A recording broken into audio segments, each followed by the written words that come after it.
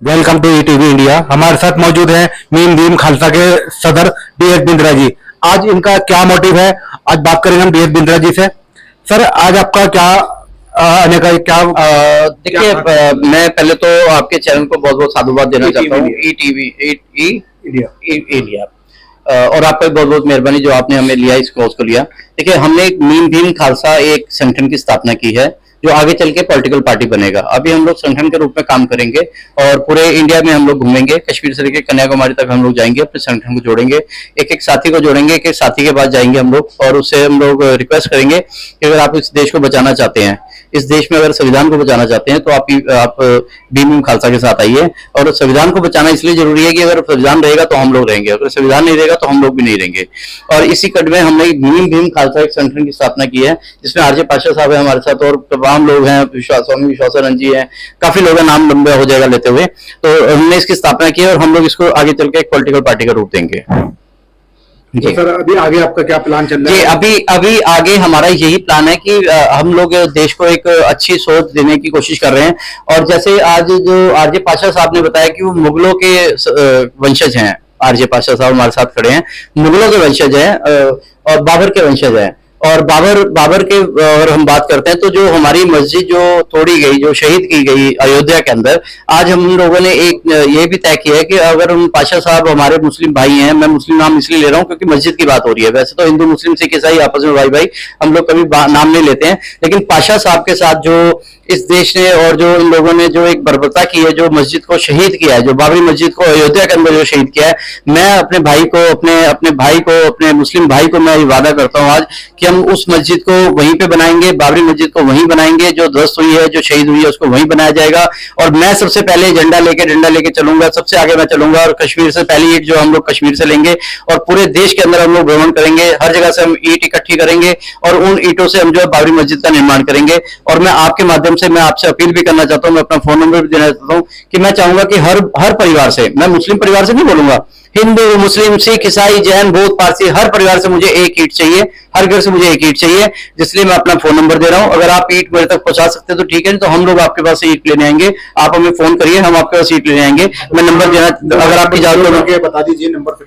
जी, मैं 9999 782367। मैं एक बार दोबारा से रिपीट कर देता हूं, 9999782367। जिसको भी ईट देनी हो मेरे को हर परिवार से, क्योंकि ये हमसे गलती हुई है। शायद हमें अगर राम मंदिर बनाने के लिए अगर मस्जिद ना भी तोड़ते तो हमारा शायद राम मंदिर और अच्छा विशाल बनता, लेकिन चलिए राम मंदिर बना, बहुत अच्छा बना, हम उसके साथ है, राम मंदिर के साथ है, हम भी दर्शन करने जाना चाहते हैं।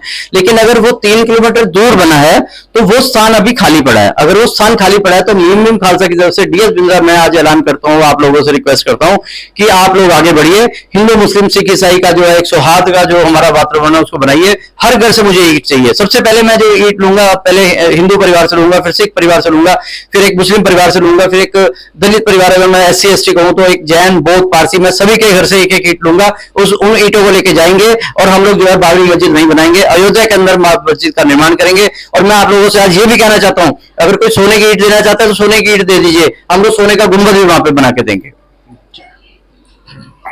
और स्वामी जी भी हमारे साथ हैं इस विषय में। स्वामी जी क्या कहना चाहते हैं, हम स्वामी जी से भी एक बार बात करते हैं। स्वामी जी, अपना नाम बताइए। Jai Mim Khalsa. I am Dr. Swami Viswasananda. I hail from South India, born in Andhra, and my Gurusthan is at Karnataka. And after having seen lot of Indian situation, actually I got frustrated and gone settled in Nepal. We made our small ashram there in Pokhara. But now, since last some years, it is being seen that actually, as Martin Luther King Jr. has said, that the silence of good people is the most dangerous than the bad people in the world. So that really clicked me, and I was just again started coming back and seeing and trying to meet all the people. And our old friend Bindra Saab has taken a lot of big initiative along with our Bombay's Pasha Bhaiji, and it's a very great tri-barrel gun kind of thing, triple barrel gun like Mim Bhim Khalsa. It's not only Muslim or a Dalit or SC/ST or Sikh. It's all minorities and all the people who are all downtrodden and getting punished. In fact, when we see that the percentage of these minorities and the Dalit and the SC/ST and the OBC and all the downtrodden people are more than 80%. And when this comes to the knowledge, we have got a great opportunity to start this Mim Beam Khalsa. I hail. What is the process next?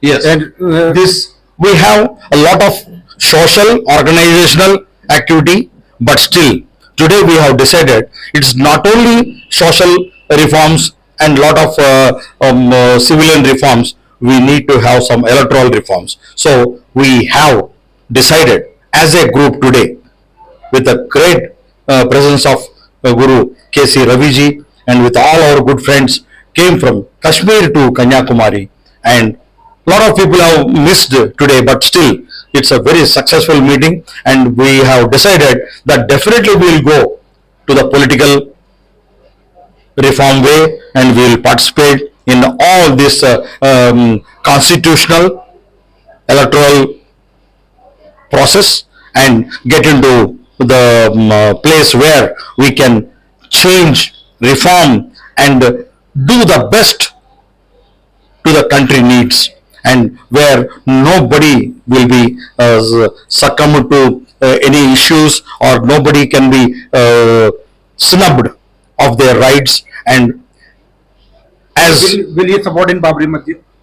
see, this is what one more thing. Actually, it's personally I am also feeling. See, before the Babri Masjid under this one when this happened, when Babri Masjid been dismantled, that time also we have gone. I have seen the place, and when the Supreme Court has allowed them to construct the temple. Under the construction of temple also I have gone. That time they have told us there is the same place they are going to construct, and before that they have kept all the barricades, and we could see Ramlala Darshan, but we could not go inside. Then we thought construction is going on. But when after the temple done, when we have gone there, it is a place is different, and we have the proofs that we can see from the satellite, and we can see from the geographical situation that it is more than 3 kilometers away from the actual thing what it's happened. So now, being a Hindu,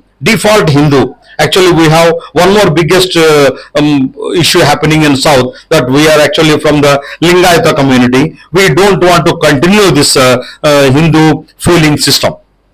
Why? Because there are a lot of issues, but still this is under pending. So I am a default Hindu. It's an insult to me, because I do pray Ram, I do accept this this thing, but the Ram Rajyam is not this way. When you do a lot of nonsense like this, and you play with the feelings of the people, and you play with the electoral bonds and games, and this is not happening. So it is now it's a time that we all have to come into the forefront and act, get into the electoral way and meet each and every person. And as far as the Masjid and temple is concerned, since the place is not being used, we have to construct the masjid and gift it back to the Muslim brethren, and we have to clean our own mistakes what we have done. Thank you sir. अपना नाम बताइए। मेरा नाम RJ Pasha, मैं मुंबई से हूं और मुझे खुशी है और मुझे गर्व है अपने मुगल होने पर, मगर दुख इस बात का है जो मुगलों के ऊपर तोहमत लगा करके बाबरी मस्जिद को हमारी तोड़ा गया।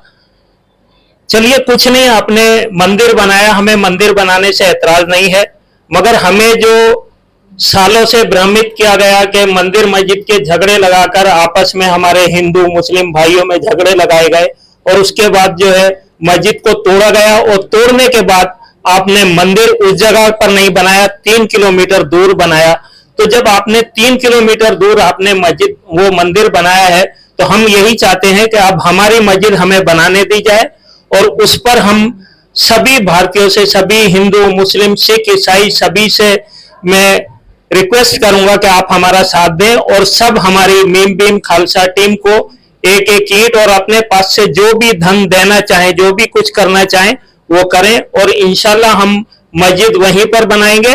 और मेरा बस यही है, जो अभी तक ये हमें भ्रमित किया गया और हमारे देश को बांटने की कोशिश की गई, ये सब जो हुआ है ये खेला हुआ है, और इस खेले के खिलाफ बस अब यही है, अगर जो ये सरकारें हैं अपना पश्चाताप अगर करना चाहती हैं तो हमें हमारी मस्जिद बनाने दी जाए।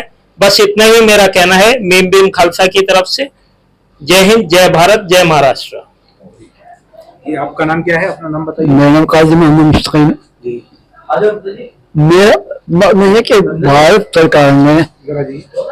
भारत के अंदर कुछ लोगों ने, यानी कि कुछ देश को तोड़ने का जो काम किया है 1949 से लेकर के और आज तक 2024 तक, अब जो देश को जोड़ने का काम किया जा रहा है उसमें आप क्या कहना चाहते हैं? मैं उसी बात कर रहा हूँ जो 1949 से लेके और 2024 तक के, यानी 2023-24 तक के देश के अंदर जो दिल फाड़ने का काम किया है, उस दिल जोड़ने का काम मीम भीम खास अरे तमाम हिंदू मुस्लिम सिख ईसाई जैन पारसी बौद्ध सबको अगर एक संगठन बनाया जा रहा है जिसका नाम रखा है मीम भीम खालसा, जिसके फाउंडेशन हमारे बिंद्रा जी हैं और जनाब हमारे स्वामी जी हैं, जे.आर. पाशा जी हैं, और दिगर इसमें काफी पूरे हिंदुस्तान से आते हमारे सदस्य हैं तमाम स्टेटों से, गालिबन 13-14 स्टेट के हमारे साथ यहाँ पे थे, और बहुत सारे आने से लगा जिनकी ट्रेन मिस हो गई या हवाई जहाज की टिकट मिस हो गए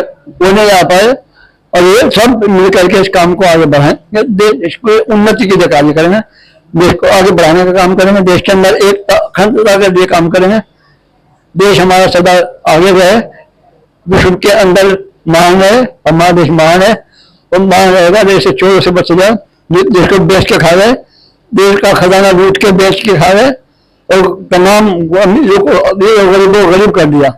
हम उससे जान बचाना चाहते हैं, देश को आजादी दिलाने के लिए दोबारा से मीम खालसा को आगे बढ़ाना चाहते हैं। दिल्ली से मोहम्मद तनवीर, कैमरा पर्सन सैयद जैनुल आबिदीन।